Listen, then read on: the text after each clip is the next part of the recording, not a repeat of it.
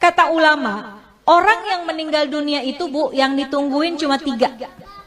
Pertama yang ditungguin adalah kapan datangnya hari kiamat. Itu yang ditungguin sama yang udah meninggal dunia. Kalau orang yang meninggal dunia orang soleh, ahli ibadah, sekalipun wafatnya udah puluhan tahun, ratusan tahun, tapi ketika dia di dalam kubur rasanya kayak cepet banget, gak terasa. Kenapa? Karena Allah berikan hadiah kuburnya menjadi taman-taman surga. Kita berharap kita bisa model kayak begitu. Tapi sebaliknya, kalau orang yang meninggal adalah orang yang suka zalim, sama Allah nggak pernah dekat, sama manusia senangnya bikin permusuhan, maka sehari aja dia masuk dalam kubur itu rasanya seperti udah puluhan tahun, udah bisa sampai ribuan tahun rasanya. Maka orang yang ada dalam kubur yang meninggal dunia nungguin kapan sih datangnya hari kiamat. Orang baik pengen buru-buru cepat supaya bisa segera masuk dan menikmati keindahan surganya Allah Subhanahu wa ta'ala. Orang-orang sebaliknya, orang-orang yang jahat, yang zalim pengen buru-buru juga datang hari kiamat. Dia pikir kelar siksaan kubur udah selesai. Padahal masih banyak siksaan yang lebih besar, yaitu ketika datangnya hari kiamat. Maka pertama orang yang meninggal nungguin kapan datangnya hari kiamat. Yang kedua, orang yang sudah meninggal kata ulama yang ditungguin kiriman doa dari yang masih hidup.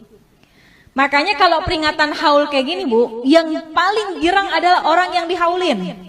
Itu dalam kitab Ruh digambarkan, orang yang dikirimin hadiah, ya, Fatihah aja, bahkan sekedar doa dari orang yang masih hidup kepada orang yang sudah meninggal dunia, di dalam kubur hatinya girang luar biasa, bahagia luar biasa, sampai penghuni kubur samping-sampingnya pada ngeliatin Bu. Kayak orang lagi di pesantren, ditengokin sama orang tuanya dibawain makanan, kan temen-temennya pada ngeliatin tuh ya. Itu sama ceritanya seperti apa yang ada dalam kubur. Kalau orang tua kita dikirimin Fatihah, dikirimin doa sama anaknya, maka girang banget hati orang tua kita. Tuh penghuni kubur lainnya pada ngintip, kalau bahasa kita dikirimin apaan sih gitu ya. Maka mereka sangat menunggu kiriman doa daripada keluarganya yang masih hidup di dunia. Bahkan diceritain Bu, kalau yang ngirimin anaknya, keturunannya itu malaikat akan membawa doanya menggunakan nampan yang terbuat dari emas. Punya nggak nampan dari emas? Nggak ada. Tapi Masya Allah ketika kita meninggal dunia, malaikat hadirkan doa. Bisa jadi doa itu berupa ampunan, bisa jadi doa itu adalah rahmat yang dikirimkan oleh anak kita yang masih hidup di dunia.